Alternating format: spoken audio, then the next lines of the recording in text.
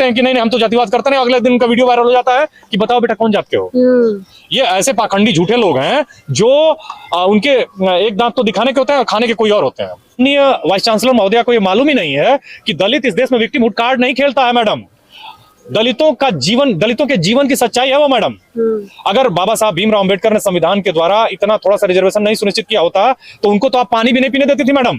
अपने प्रिविलेज के लिए अंधा है और दूसरों की का जो राइट है इसको लगता है कि समस्या है। ये ऐसा समाज इनको ईडब्ल्यूएस रिजर्वेशन जो है लगता है कि इनका अधिकार है। हाँ। और ओबीसी जो 60% जिनकी आबादी है उनको 27% रिजर्वेशन मिला हुआ, उनको लगता है कि इनको ये नहीं मिलना चाहिए, जबकि उनका उत्पीड़न का एक लंबा इतिहास रहा है। ये मीडिया नहीं चाहता है कि ओबीसी की रिपोर्टर, ओबीसी का पत्रकार, ओबीसी के लोग ऊपर आए, ताकि ये अगर आ जाएंगे तो फिर हमारी प्रिविलेज के लिए खतरा हो जाएंगे। तो ये जो है कि इलेक्ट्रॉनिक मीडिया का मालिक कौन है, प्रिंट मीडिया का मालिक कौन है, बड़े बड़े बैंकों से लोन लेने वाले लोग कौन है, बड़े बड़े बैंकों से लोन लेकर डिफॉल्टर होने वाले लोग कौन है। ओबीसी के लोग 1990 से पहले, मंडल कमीशन के लगने से पहले, ग्रुप ए की नौकरी में, बी की नौकरी में, सी की नौकरी में, डी की नौकरी में, पूरी नौकरी में केवल 5% थे। आबादी है 60% और नौकरियों में थे 5%। जनगणना भाई इस देश के भले के लिए, ओबीसी के भले के लिए नहीं है। जातिगत जनगणना एक तरह की सोशल ऑडिटिंग है। नमस्कार, मैं ज्योति यादव और आप देख रहे हैं हिंद समाचार।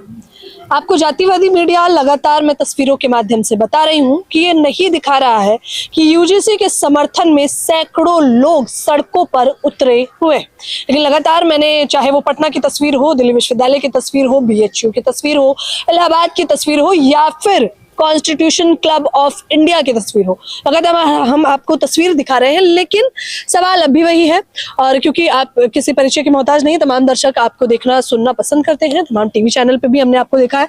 मुझे ये जानना है कि जितनी जद्दोजहद से आप लोग लगे हुए हैं उसका 1% भी आपको मीडिया कवरेज नहीं दे रहा, मेन स्ट्रीम चैनल। बिल्कुल, वो मीडिया कभी आपको कवरेज नहीं देगा। वो मीडिया जिसमें आज तक भारत की आज़ादी के बाद से, भारत 1947 से पहले हम अंग्रेजों के गुलाम थे, उससे पहले मुगलों के गुलामी का एक लंबा इतिहास रहा है हमारा, 507-607 सालों का हमारा लंबा इतिहास रहा है। लेकिन जब हमको आज़ादी मिली उसके बाद से भारत में पिछले 78 सालों में ऐसा कुछ भी नहीं हो पाया है कि ओबीसी, एससी, एसटी के, चाहे वो प्रिंट मीडिया हो चाहे वो इलेक्ट्रॉनिक मीडिया हो, इसमें एडिटर बन पाया हो। 2 या 3 रहे होंगे मुश्किल से, दक्षिण भारत में कुछ लोग बन पाए, अदरवाइज ये बहुत ही मुश्किल रहा है। तो ऐसी मीडिया से हमें कोई आशा नहीं है कि वो हमें कवर करेगा। एक्चुअली असली इतिहास के निर्माता हम ही रहे हैं, इस नींव के पत्थर हम ही हैं, ओबीसी, एससी, एसटी के लोग। और इसी ओबीसी, एससी, एसटी लोगों की वजह से ये देश आज इतनी भी महानता प्राप्त कर पाया है। तो ये मीडिया नहीं चाहता है, क्योंकि ये जातिवादी है, ये मनुवादी है, ये ब्राह्मणवादी है। जब मैं ब्राह्मणवादी कहता हूं तो ब्राह्मणवादी से मतलब किसी जाति का इससे कोई लेना देना नहीं है। ब्राह्मणवाद से, ब्राह्मणवाद का मतलब वो मूल्य जो ऊंच नीच की बात करते हैं, वो मूल्य जो छुआछूत को जस्टिफाई करते हैं, वो मूल्य जो वर्चस्ववाद की बात करते हैं। तो ये मीडिया नहीं चाहता है कि ओबीसी की रिपोर्टर, ओबीसी का पत्रकार, ओबीसी के लोग ऊपर आए, ताकि ये अगर आ जाएंगे तो फिर हमारी प्रिविलेज के लिए खतरा हो जाएंगे। तो ये जो प्रिंट मीडिया है और इलेक्ट्रॉनिक मीडिया है, ये प्रिविलेज ब्लाइंड, मैं ये शब्द फिर से दोहरा रहा हूँ, ये प्रिविलेज ब्लाइंड है। ये अपने प्रिविलेज को नहीं देखता है, अपने प्रिविलेज के लिए अंधा है और दूसरों की का जो राइट है इसको लगता है कि समस्या है। ये ऐसा समाज इनको ईडब्ल्यूएस रिजर्वेशन जो है लगता है कि इनका अधिकार है। हाँ। और ओबीसी जो 60% जिनकी आबादी है उनको 27% रिजर्वेशन मिला हुआ, उनको लगता है कि इनको ये नहीं मिलना चाहिए, जबकि उनका उत्पीड़न का एक लंबा इतिहास रहा है। ओबीसी के लोग 1990 से पहले, मंडल कमीशन के लगने से पहले, ग्रुप ए की नौकरी में, बी की नौकरी में, सी की नौकरी में, डी की नौकरी में, पूरी नौकरी में केवल 5% थे। आबादी है 60% और नौकरियों में थे 5%। आज लगने के बावजूद भी रिजर्वेशन, क्योंकि उसमें क्रीमी लेयर है, अभी भी केवल 20% ही है। अच्छा, देखिए ना, मोहन यादव की सरकार है मध्य प्रदेश में, बीजेपी इसका बहुत वर्चस्व लूटती है कि हमने एक यादव तबके का सीएम बनाया है। लेकिन यूजीसी के नए नियम आते हैं, बेचारे मोहन यादव तो कुछ बोलते भी नहीं है, फिर भी कहा जाता है कि मोहन यादव जाएगा, जाकर भैंस चराएगा। बता दिया कि यादव का क्या काम है। ये देखिए, ये आज की बात नहीं है। ये जो जातिवादी मानसिकता है मध्य प्रदेश में मोहन यादव के साथ की गई है। उत्तर प्रदेश में पहले पिछले जो मुख्यमंत्री बने वो राम नरेश यादव थे। राम नरेश यादव जब मुख्यमंत्री बने, अच्छा, ये जो वर्चस्ववादी, जातिवादी और इस तरह के लोग हैं वो हमेशा चाहते रहे हैं कि उन्होंने नारा लगाया राम नरेश जी के लिए, राम नरेश वापस जाओ, वापस जाके भैंस चराओ, राम नरेश वापस जाओ, वापस जाके भैंस चराओ। कर्पूरी ठाकुर जो बिहार के पहले पिछड़े मुख्यमंत्री बने, उनको कहा गया कर्पूरी, कर्पूरा, धर उस्तरा, मैंने गंदी गंदी उनको गालियां दी गई, कर्पूरी, कर्पूरा और धर उस्तरा हजाम बनाने की बात की गई उनके लिए। उनका जो जाति से जुड़ा हुआ प्रोफेशन है उसकी बात की गई। तो ये तो लंबे समय तक ये लोग जातिवादी करते रहे हैं। कभी आपने देखा कि किसी तथाकथित जो स्वघोषित उच्च जाति के लोग हैं उनको क्या किसी ने कभी कोई इस तरह का दोहा बनाया, तमगा दिया, इस तरह की बात कही? और उस समय बीजेपी पार्टी ही नहीं थी जब राम नरेश यादव जी थे, तो कौन लोग थे वो, किस पार्टी के लोग थे, कौन वो वर्चस्ववादी किस पार्टी में थे, ये पता करिएगा। ये दर्शकों के ऊपर मैं छोड़ रहा हूँ। अच्छा, जातिगत जनगणना की भी आप लोग बात कर रहे हैं। मैंने देखा मंच पर भी आप लोग ये कह रहे हैं कि यूजीसी तो सिर्फ एक झांकी है, जातिगत जनगणना भी बाकी है। तो आप लोग कह रहे हैं कि हालांकि पीएम मोदी ने तो कह दिया कि करवा देंगे, बात खत्म हो जाती है। जातिगत जनगणना तो कांग्रेस ने भी करवाई थी, बात तो वो भी खत्म हो गई। आपको मालूम है वो जो 2012 की जो जातिगत जनगणना सर्वे हुआ, वो उसमें 5,000 करोड़ रुपए खर्च हुए। मोदी सरकार भी खर्च कर देगी हमारे जो हिस्से का पैसा है, और फिर उसको लिपापोती कर दी जाएगी। तो एक्चुअली देखिए, जातिगत जनगणना बेसिकली वो कोई हमारे ऊपर चैरिटी नहीं है, ओबीसी के लोगों पर, SC ST के ऊपर कोई दान नहीं है, कोई हमारे ऊपर ये हमको नहीं बता रहे हैं कि हम एक्चुअली कर रहे हैं। वो ऐसा ही दिखा रहे हैं कि आप मांग रहे थे जातिगत जनगणना। भाई इस देश के भले के लिए, ओबीसी के भले के लिए नहीं है। जातिगत जनगणना एक तरह की सोशल ऑडिटिंग है कि ज्योति यादव पत्रकार नहीं बनी तो इनके पास क्या है, कितने माइक है, कितने कैमरे हैं, कितने ट्राइपॉड्स हैं।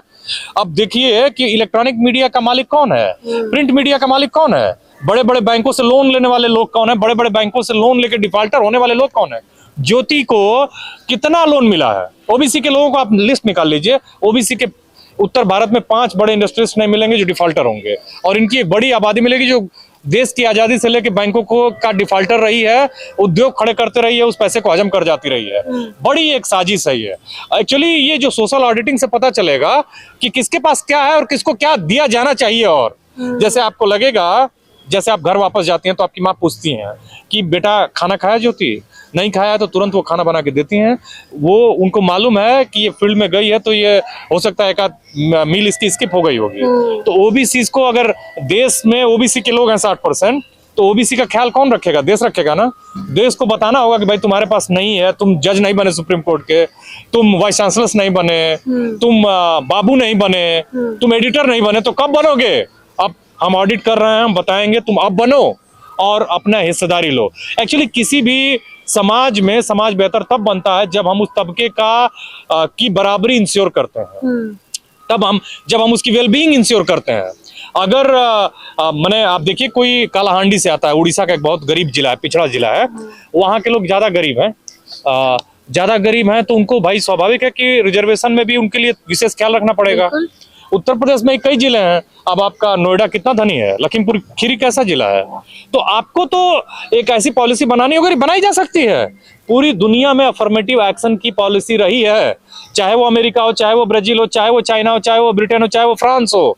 अपने जो कमजोर तबके के लोग हैं उनको वो लगातार इस तरह की चीजें करते रहे हैं। तो जातिगत जनगणना तो ये तो बताना पड़ेगा ना कि हम ब्रजभूषण शरण सिंह के डेटा से चलेंगे कि वो कहते हैं कि नहीं नहीं हम तो जातिवाद करते नहीं, अगले दिन उनका वीडियो वायरल हो जाता है कि बताओ बेटा कौन जात के हो। ये ऐसे पाखंडी झूठे लोग हैं जो उनके एक दांत तो दिखाने के होते हैं और खाने के कोई और होते हैं। तो ये झूठे लोग हैं। हमको न्याय समता स्थापित करनी है। मैं किसी जाति के विरोध में नहीं हूँ। व्यक्तिगत तौर पे मैं चाहता हूँ कि दलित आदिवासी जब पैसे से इंपावर होगा ना तो जाति टूटेगी। जब आप धनी हो जाएंगे तो कोई आपसे जाति नहीं पूछता है, लेकिन जातिवाद तब तक खत्म नहीं होगा जब तक लोग गरीब रहेंगे।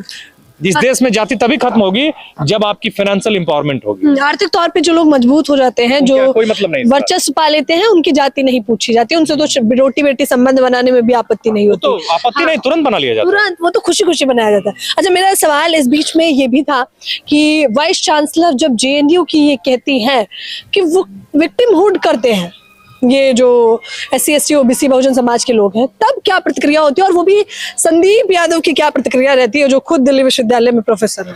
देखिए, हमें शांति श्री धूलीपुड़ी पंडित से ज्ञान नहीं लेना है। वो जवाहरलाल नेहरू यूनिवर्सिटी की वाइस चांसलर है, उनके पिताजी OBC थे उनके पिताजी जर्नलिस्ट थे, जर्नलिस्ट से आईएएस ऑफिसर बने, वो ओबीसी थे, उसकी वजह से वो टेक्निकली ओबीसी हैं। अदरवाइज उनको ओबीसी समाज से कोई लेना देना नहीं है, क्योंकि उनकी माँ ब्राह्मण जाति से थी और सोवियत रूस में वो तेलुगु और तमिल की प्रोफेसर थी।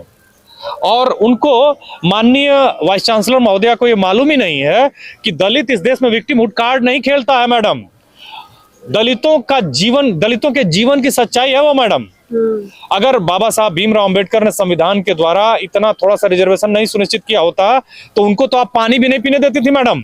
माड़ का सत्याग्रह क्यों हुआ, इसके बारे में भी जरा बोलिएगा आप ईमानदारी से।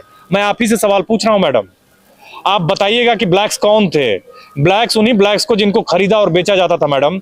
उन्हीं ब्लैक्स में से निकला जॉर्ज वाशिंगटन कारवार, उन्हीं ब्लैक्स में से निकला जेसी ओवेंस, उन्हीं ब्लैक्स में से निकला फ्रेडरिक डगलस, उसी ब्लैक्स में से निकला आपका ब्रूकर टी वाशिंगटन, उसी ब्लैक्स में से निकला डिबॉय। अगर ये लोग नहीं होते तो अमेरिका जो आज सुपर पावर है नहीं होता मैडम।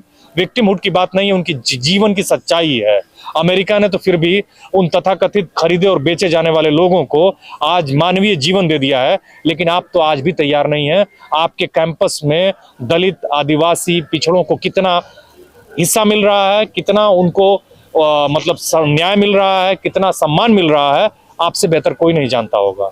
भारत के विश्वविद्यालयों में अगर 78 सालों में केवल 5 ओबीसी के वाइस चांसलर हैं अभी केंद्रीय विश्वविद्यालयों में, तो ज्यादा क्यों नहीं बन पाए? ये सवाल कभी पूछा आपने अपनी अंतरात्मा से?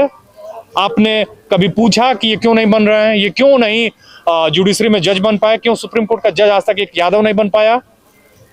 क्यों नहीं अभी प्रधानमंत्री के पीएमओ में 80 सेक्रेटरीज में से एक भी ओबीसी नहीं था? पार्लियामेंट में ओबीसी की आबादी 60% है, 20% लोग ही एमपी हैं। अपर कास्ट आबादी हिंदुओं की 10% है और उनके लोग पार्लियामेंट में 43-44% है, 4 गुना ज्यादा मैडम। आपने पूछा कभी? आपने पूछा कि किनके पास प्रिविलेज है? आप इतनी प्रिविलेज ब्लाइंड क्यों है मैडम?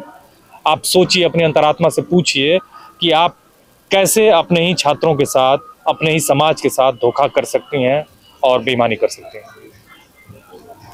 संदीप यादव जी से जब भी मुलाकात होती है तो मैं अमूमन ये होता है कि मैं मौका तलाशती हूँ कि मुझे आपसे बातचीत करने का मौका मिले, क्योंकि बहुत चुनिंदा लोग हैं सोशल मीडिया पर जो तथ्यात्मक बातें करते हैं, जिन्हें सुनना और सीखने का मुझे अमूमन बतौर पत्रकार भी मौका मिलता है। आप उनमें से एक हैं और मुझे समय देने के लिए आपका बेहद शुक्रिया। Thank you. कैमरामैन नावेद के साथ ज्योति यादव, हिंद समाचार।